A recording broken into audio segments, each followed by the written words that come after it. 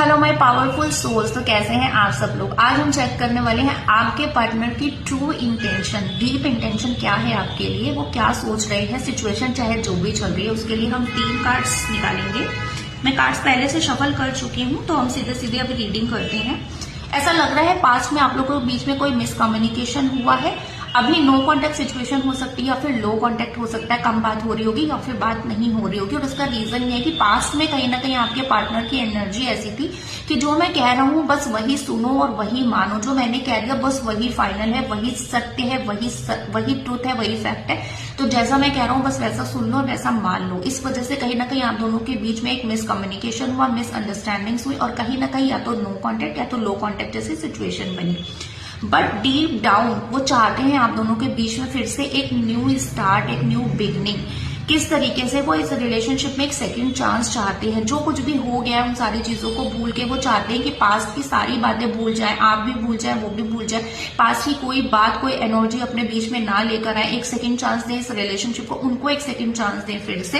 And कहीं ना कहीं वो चाहते हैं कि आप दोनों का रिलेशनशिप फिर से स्टार्ट हो, फिर से ये रिलेशनशिप एक न्यू बिगनिंग के साथ स्टार्ट हो। New beginning in the sense जहां पे पास्ट की कोई एनर्जी ना हो। जो हो गया सो हो गया, उन सारी चीजों को भूल के आगे बढ़ो। ये है उनकी ट्रू इंटेंशन, उनकी डीप इंटेंशन। भले ही हो सकता है इस समय आप लोग नो कांटेक्ट सिचुएशन में है, बात नहीं हो रही, उनकी तरफ से आपको एफर्ट्स नहीं दिख रहे, उनकी तरफ से आपको वो एनर्जी नहीं दिख रही है, बट फिर भी जो ये इंटेंशन है, जो एनर्जी है, उनकी deep intention and deep energy है। जो मैंने चेक करा है कि ये ट्रू इंटेंशन वो क्या रखते हैं आपके लिए, तो ये उनकी ट्रू इंटेंशन है।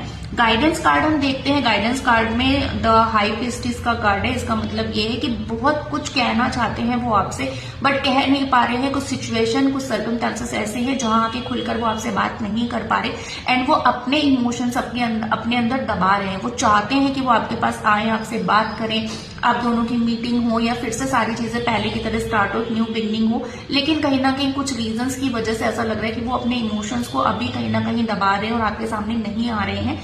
डीप इंटेंशन होते हुए भी इस रिलेशनशिप की वो अभी किसी तरीके का इनिशिएट नहीं कर पा रहे हैं, आपसे अपनी बातें शेयर नहीं कर पा रहे हैं। कहीं ना कहीं उन्हें लग रहा है कि शायद आप उनकी सिचुएशन को नहीं समझोगे, इसलिए वो अभी आगे बढ़ते हुए नहीं दिख रहे हैं। मैं यहाँ पे यही कहूंगी कि इस रिलेशनशिप में भी बहुत काम करने की जरूरत है।